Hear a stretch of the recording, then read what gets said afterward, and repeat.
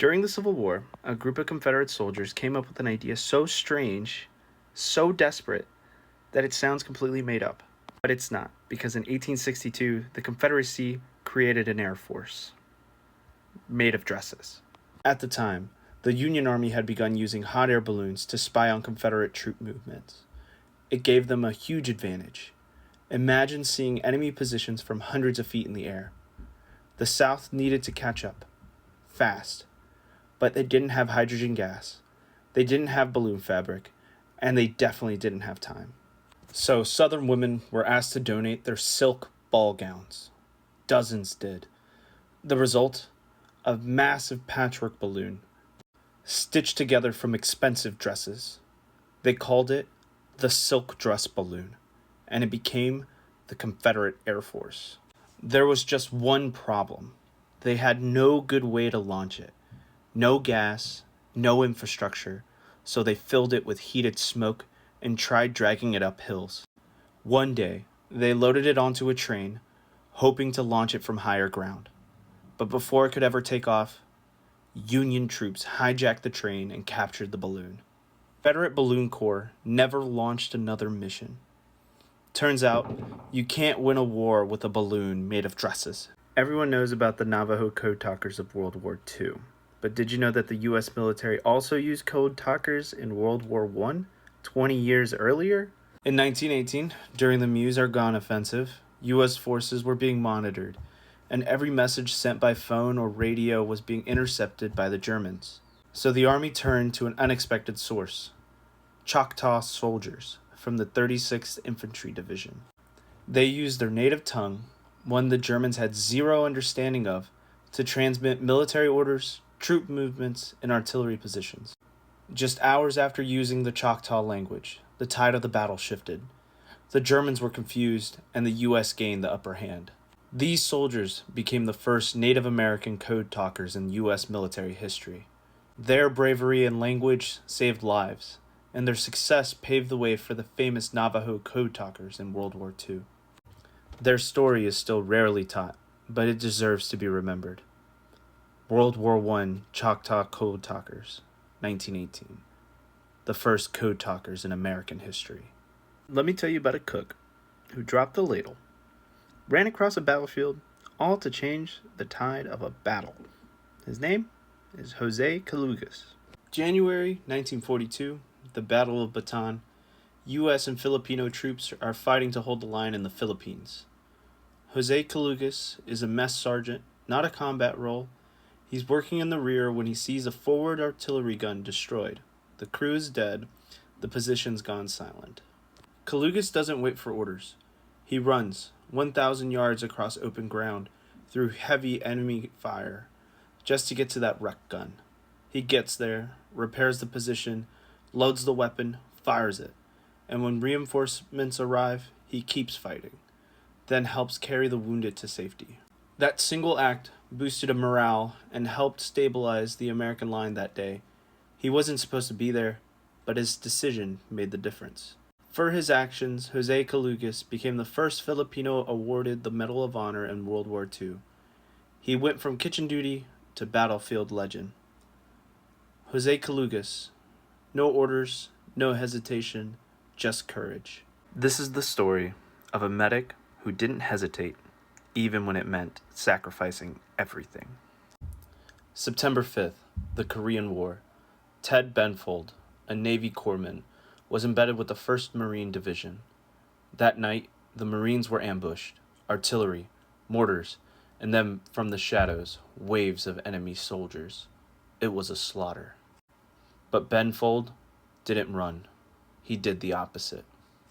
He raced toward an exposed crater where 2 Marines were clinging to life. He leapt in to treat them, and that's when 2 enemy grenades landed right beside them. This is where any normal person would freeze. But not Benfold. He picked up both grenades, jumped out of the crater, charged the enemy position, and used his own body to take out the threat. He killed the enemy, saved the 2 Marines, and in that moment gave up everything.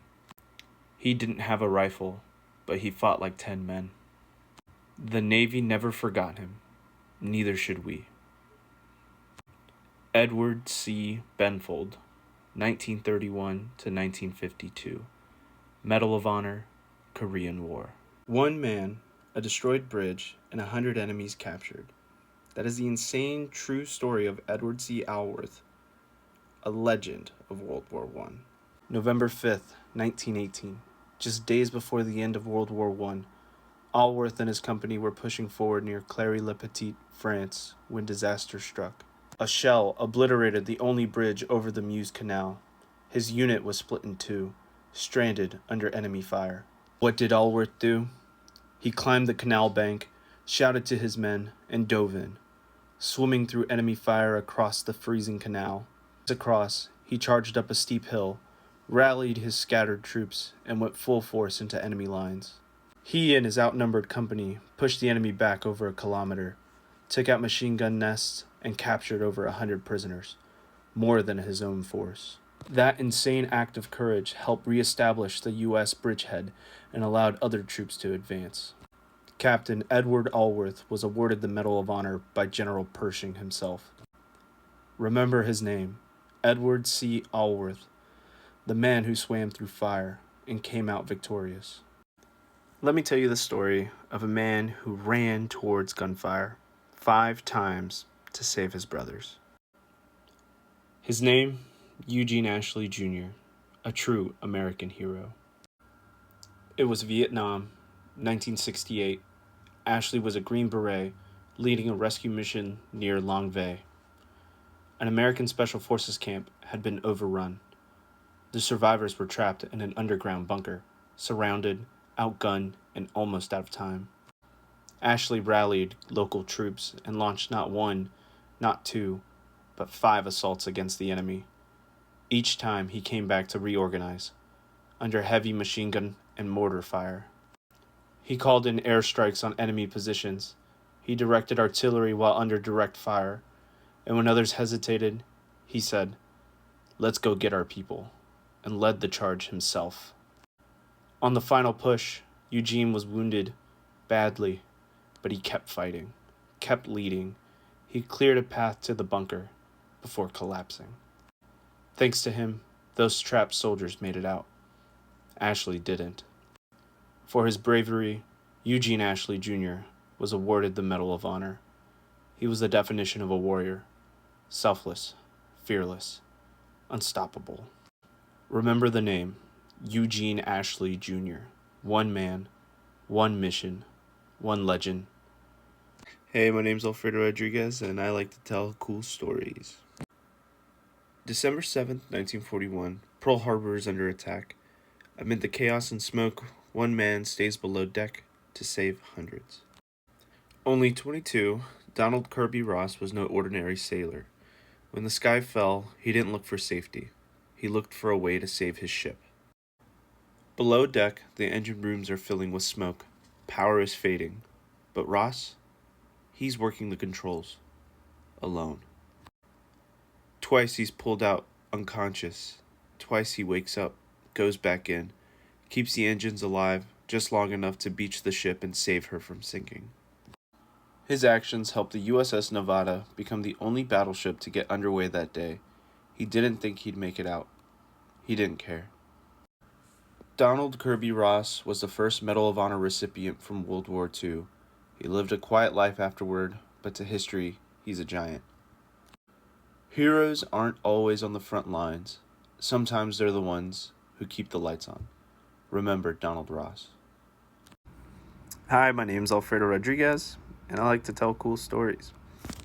This is Medal of Honor recipient Archie A. Peck, Private, World War I. Private Archie A. Peck, Doughboy, 77th Division, one of the rare few who walked into hell and walked back out with others on his shoulders. October 6, 1918, the U.S. is engaged in the Meuse-Argonne offensive, right here in the Argonne region of France. Peck's unit, part of the Lost Battalion, is cut off, surrounded by Germans deep in the Chalavu ravine. And if you notice, this is the Lost Battalion, and all these dots right here are all enemy positions with mortars and machine gun fire directed at the lost battalion.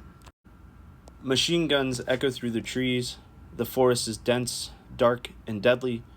2 soldiers are hit in no man's land, exposed and screaming. No orders were given, no plan was made, just instinct. Peck vaults out of the trench, alone, and runs into withering fire.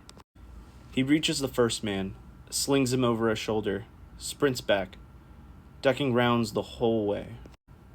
He doesn't stop, he goes back again, through the same bullet-swept gauntlet, crawling, hauling, determined. 2 men rescued, both lived to see peace, because one private refused to wait for orders. For extraordinary heroism, Peck received the Medal of Honor, but talk to him later, he'd just say he did what anyone would. Archie lived to 84, quiet life, never acted like a hero, which is probably why he was one. History is full of big generals and grand battles, but remember, sometimes the war is won by the man who runs towards the fire when no one else will. Archie A. Peck, Medal of Honor, Charlevoix Ravine, France.